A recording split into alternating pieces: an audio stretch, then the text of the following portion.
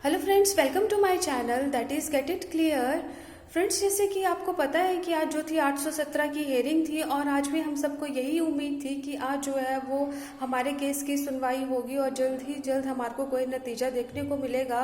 But ये है कि आज जो है वो कोर्ट में आपका केस जो है वो नहीं सुना गया है और हमें नेक्स्ट हेयरिंग की जो तारीख है वो 20/9/2021 की दे दी गई है।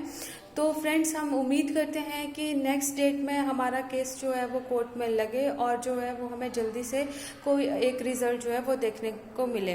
तो hope for the best and gate it clear के साथ प्रिपेयर कीजिए फ्रेंड्स। आपका नेक्स्ट एग्ज़ाम जो है हमीरपुर बोर्ड का, वो भी उसका शेड्यूल भी आ चुका है, वो मैंने गेट इट क्लियर चैनल पे डाल दिया है।